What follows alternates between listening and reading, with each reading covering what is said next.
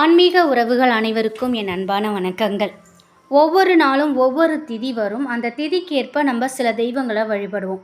அதே போல் ஒவ்வொரு கிழமைக்கும் ஒவ்வொரு தெய்வங்கள் சிறப்பு தெய்வமாக இருப்பாங்க. அந்த தெய்வத்தையும் ஒரு சிலர் வழிபாடுவாங்க. இப்படி கிழமையும் திதியும் தனித்தனியாக இருக்கும் போதோ இல்லைன்னா ரெண்டும் சேர்ந்து வரும்பொழுது நமக்கு அபரிவிதமான பலன்கள் நமக்கு கிடைக்கும்.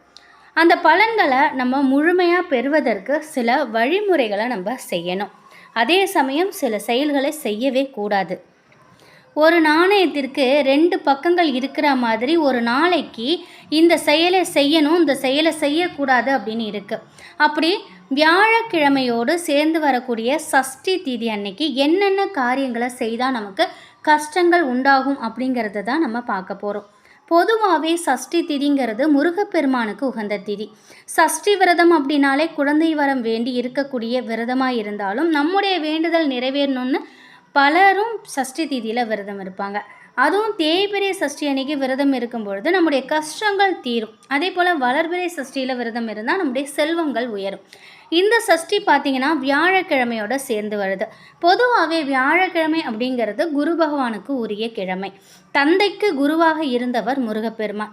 அதனால் வியாழக்கிழமையோடு வரக்கூடிய சஷ்டிங்கிறது முருகனுக்கு ரொம்பவே விசேஷமான ஒரு திதி. அது மட்டும் இல்லாமல் வியாழக்கிழமைங்கிறது குபேர பகவானுக்குரிய கிழமை. இந்த சஷ்டி வியாழக்கிழமையில் வரும்பொழுது குபேர சஷ்டி அப்படின்னு சொல்லுவோம். ரொம்ப ரொம்ப விசேஷமானது. இந்த சஷ்டி திதி அன்னைக்கு நம்ம சில செயல்களை செய்தோம் அப்படின்னா நமக்கு கஷ்டங்கள் ஏற்படும் அப்படின்னு ஆன்மீக ரீதியாக சொல்லப்பட்டிருக்கு. அது என்னென்னங்கிறத தெரிஞ்சுக்கலாம்.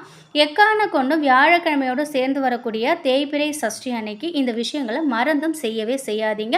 நிச்சயமாக இது நமக்கு மிகப்பெரிய அளவில் நம்மை மட்டும் இல்லை, நம்ம அடுத்து வரக்கூடிய சந்ததிகளையும் பாதிக்கும் அப்படிங்கிற மாதிரியும் சொல்லப்பட்டிருக்கு. இப்போ பார்த்தீங்கன்னா சஷ்டி திதி 14ஆம் தேதி, அதாவது 14/8/2025 ஆடி 29ஆம் தேதி தேய்பிறை சஷ்டிங்கிறது வருது.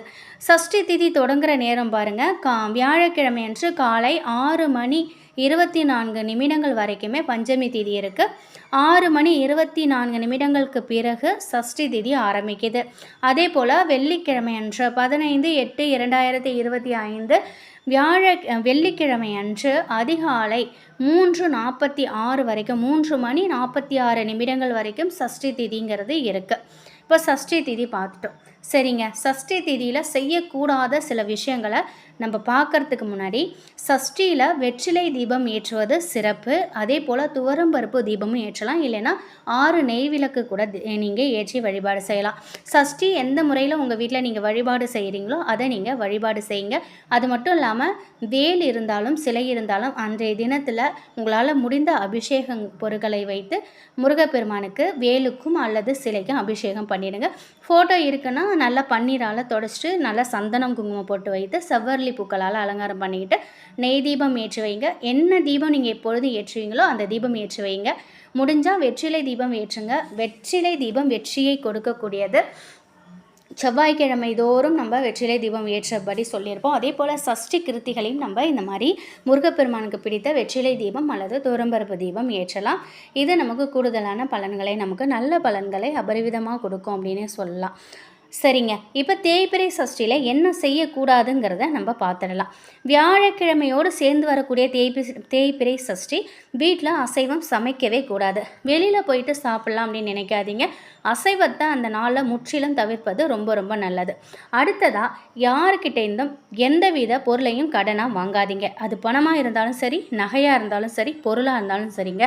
யார்கிட்டேருந்தும் திருப்பி தரேன்னு சொல்லி வாங்கக்கூடாது. இலவசமாகவும் வாங்காதீங்க. வாங்குற மாதிரி இருந்தால் அதற்குரிய ஒரு குறிப்பிட்ட தொகையை கொடுத்துட்டு நீங்கள் வாங்கிக்கோங்க. அதே போல் நம்மகிட்ட இருக்கும் நகையை அடமானம் வைத்து பணம் வாங்கணும் அப்படின்னு நினைக்கிறவங்க இந்த நாளில் செய்யவே கூடாது. பொதுவாக வியாழக்கிழமை தங்கத்தை அடமானம் வைக்கக்கூடாது அப்படின்னு சொல்லுவாங்க. காரணம் என்னன்னு பார்த்தீங்கன்னா, தங்கம் குருவோட அம்சம்.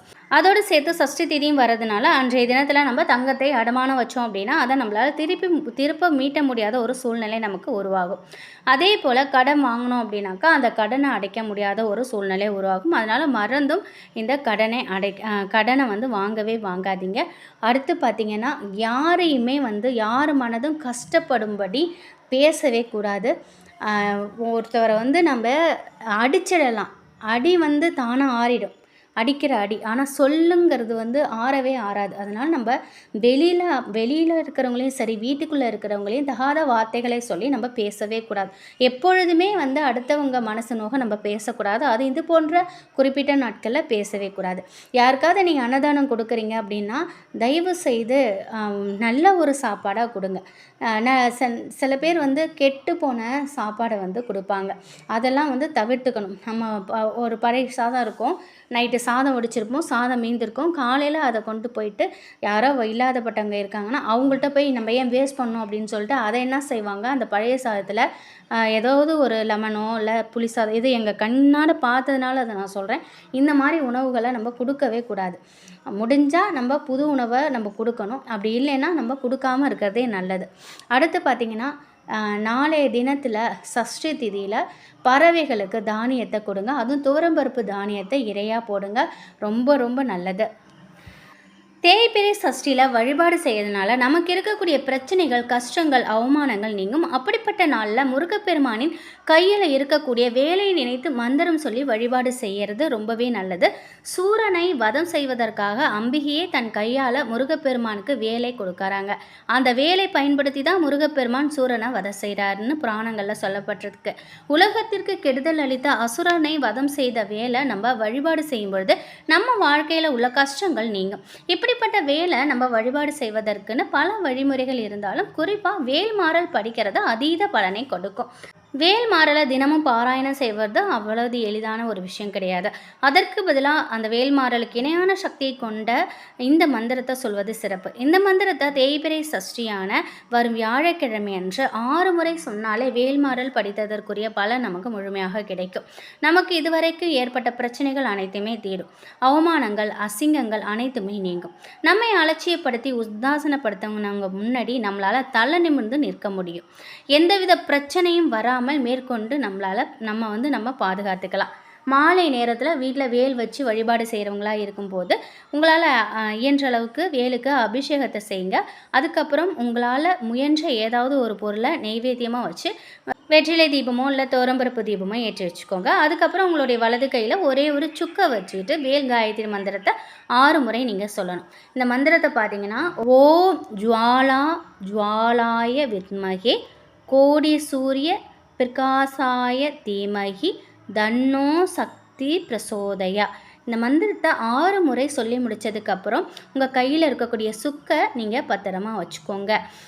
இந்த மந்திரத்தை நான் டிஸ்கிரிப்ஷனில் எழுதுகிறேன், பார்த்துக்கோங்க. இந்த மந்திரம் உரியேற்றப்பட்ட சுக்கு நம்மோடு இருக்கும் பொழுது நமக்கு எந்த வித பிரச்சனையும் வராது. முடிஞ்சால் இதை ஒரு நூலில் கட்டி நீங்கள் கழுத்தில் கையிலே கட்டிக்கலாம், இல்லைனா பர்ஸில் கூட வச்சுக்கலாம். இந்த சுக்கை ஒரு 3 மாதம் வச்சுட்டு 3 மாதம் கழித்து கால்பாடாத இடத்துல போட்டுருங்க. இந்த முறையில் வேலை வைத்து தேய்பிறை சஷ்டி தினத்தன்று வழிபாடு செய்யும் பொழுது முருகப்பெருமானின் அருளும் வேலின் அருளும் பரிபூரணமாக நமக்கு கிடைக்கும். நம்ம பிரச்சனைகள் தீரதோட புதுசாக எந்தவித பிரச்சனையும் வராமல் நம்மை பாதுகாக்கும். ரொம்ப ரொம்ப அதிசக்தி வாய்ந்தது இந்த மந்திரம். இதை நான் டிஸ்கிரிப்ஷனில் எழுதுகிறேன், நீங்கள் பார்த்துக்கோங்க. வருகிற வியாழக்கிழமையில் சஷ்டி திதி, தேய்பிறை சஷ்டி திதி வருது. ரொம்ப ரொம்ப விசேஷமான ஒரு நாள். குபேரருக்கும் குரு பகவானுக்கும் முருகப்பெருமானுக்கும் உகந்த ஒரு நாள், அற்புதமான நாள். இந்த நாளில் செய்யக்கூடாத விஷயங்களை தயவு செய்து செய்யாதீங்க. செய்ய வேண்டிய விஷயங்களை செய்யுங்க. நன்றி.